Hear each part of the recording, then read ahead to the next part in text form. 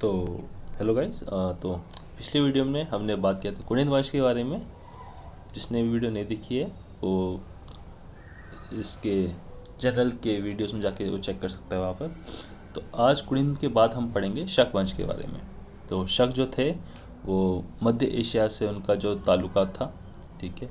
और जो जब जैसे कुनिंद थे तो कुनिंद वो धीरे धीरे करके वो भाबर तराई के क्षेत्रों से वो हट गए थे क्योंकि शक का वहाँ पर उनका आक्रमण हो गया था। तो कुनिंद जो थे वो अब वो पहाड़ी रास्तों की तरफ से आने लगे थे, ठीक है। तो वहाँ पर शकों ने अपना वर्चस्व जमाना शुरू कर दिया था। उसके बाद शक में एक बहुत ही राजा आता है रुद्रदामन, जिसका आपको पता होगा, आपने पढ़ा होगा जूनागढ़ का अभिलेख है जिसका जिसका संस्कृत का सबसे बड़ा अभिलेख है जिसका। और इसने जो है जीर्णोद्धार भी कराया था सुदर्शन झील का, जो कि एग्ज़ाम में आया भी था शायद से, लेकिन शायद से आया था कि किसने बनवाया था वो। तो पुष्यगुप्त की चंद्रगुप्त मौर्य के टाइम पे था वो, है ना। फिर हम बात फिर शक का जो मेन हमको जो उत्तराखंड के संदर्भ में जो हमको देखने को मिलता है कि वो सूर्य के उपासक थे।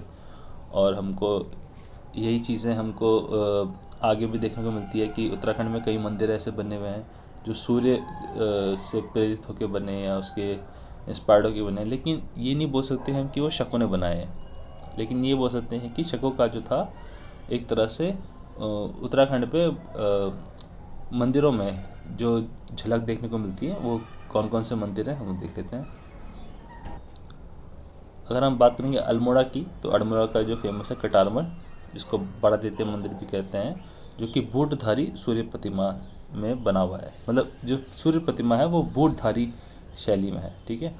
और फिर एक गुणादित्य है काफरी खाल का, जो कि अष्टधातु सूर्य प्रतिमा है, मतलब कि 8 धातुओं से बनी जो प्रतिमा है सूर्य की, उसमें एक प्रभाव जयती का है, ठीक है। फिर पिथौरागढ़ की बात करेंगे तो चौपखियाम या फिर चौमू, देवथल में चोपता, मण का सूर्य मंदिर जो कि डीडी हाट में है, ये भी इम्पोर्टेंट है, मण का सूर्य मंदिर। चंपावत की बात करें तो सुई का चंपावत मंदिर जो कि खेती खान में है, और मड़गांव का सूर्य मंदिर जो कि चम्बल देवाल, और रमक गांव का सूर्य मंदिर जो कि भिंगराड़ा में है। उत्तरकाशी का है मूसा देवी मंजियाली खाल का बोलते हैं इसको, और टिहरी का पलेठी जो कि हिंडोला खाल में, भानु मंदिर जो कि हिंडोला खाल में है, और चमोली का कुलसारी का सूर्य मंदिर। तो ये सारे जो सूर्य मंदिर थे उत्तराखंड में, ये काफ़ी एग्ज़ाम पॉइंट ऑफ व्यू से मतलब कुछ कुछ काफ़ी इंपॉर्टेंट है, जिसमें कभी कभार सवाल बन जाता है। क्या वैसा सवाल ऐसा बन जाए कि सूर्य मंदिर की जो लिस्ट वो एक साइड दे दी हो और उनकी जगहों की लिस्ट अलग से एक साइड दे दी हो, तो बोला कि मैच द कॉलम्स करिए इनको, तो ऐसे क्वेश्चन बन सकते हैं इसमें, जो कि इंपॉर्टेंट है। इसमें कुलसारी का है आपका, टिहरी का भी पलेठी है, ये खेती खान का जो चंपावत का है सुई मंदिर, ये। तो बस शकों का इतना ही था। तो शकों के बाद जो कि देखने को मिलते हैं राजवंश, वो कुषाण का है। तो कुषाण के जो संस्थापक थे कुजुल कड़फिसिस। लेकिन अगर हिंदुस्तान के संदर्भ में देखें तो कुषाण भी एक अलग ही एक पूरा चैप्टर है उसका, लेकिन उत्तराखंड के संदर्भ में खाली इतना ही है।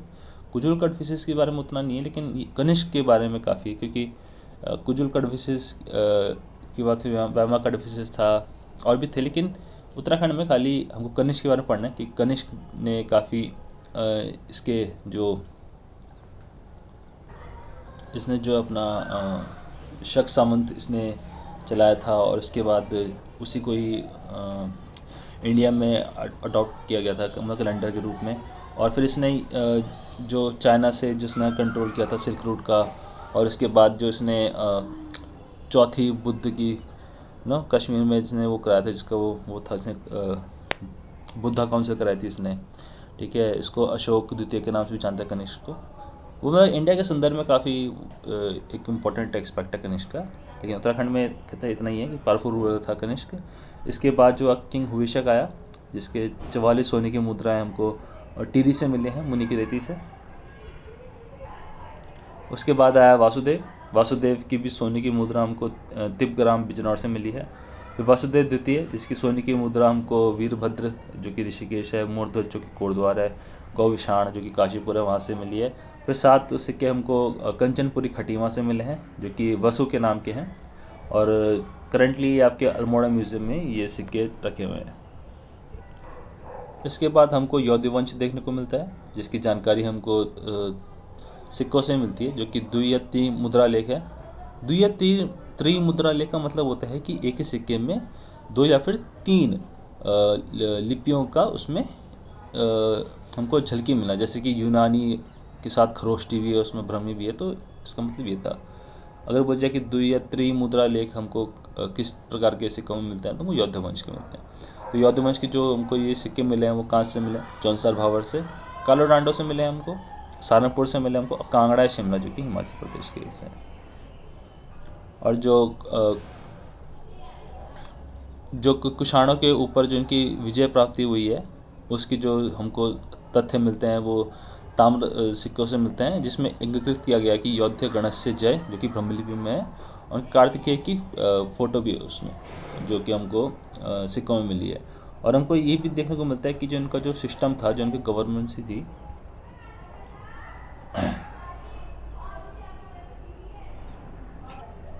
वो एक गणतांत्रिक राज्य था, हमको इनके सिक्कों से मिलता है यौध्यों का।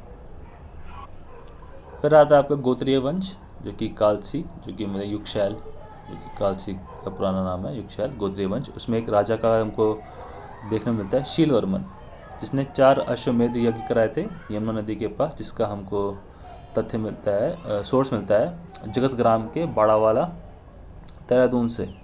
और जो अश्वमेध यज्ञ होता है कि एक प्रकार का जो राजा होते थे पहले, वो एक घोड़े को छोड़ देते थे मतलब कई दिनों तक, और उसके बाद अगर घोड़ा सही सलामत आ गया तो इसका मतलब कि राजा ने अपना दबदबा दिखा दिया। किसी ने उस पर अगर हमला कर दिया तो मतलब कि ये जो दूसरा राज्य है वो उस पर मतलब कि एक तरह से आक्रमण करने के लिए वो होता था, चैलेंज होता था मतलब एक तरह से कि घोड़ा चल रहा है ना।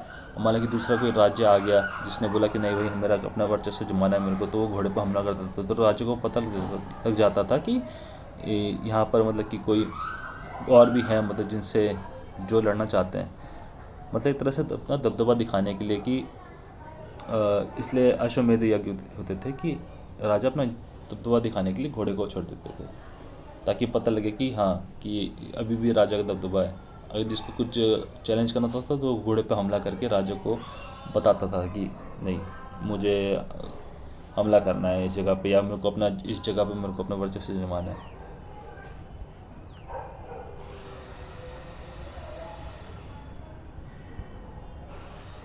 फिर हमको उसमें देखने को मिलता है मित्रवंश, जो कि काशीपुर का है, जहाँ छोटा ही है, ज़्यादा उतना कुछ इम्पोर्टेंट नहीं है ये।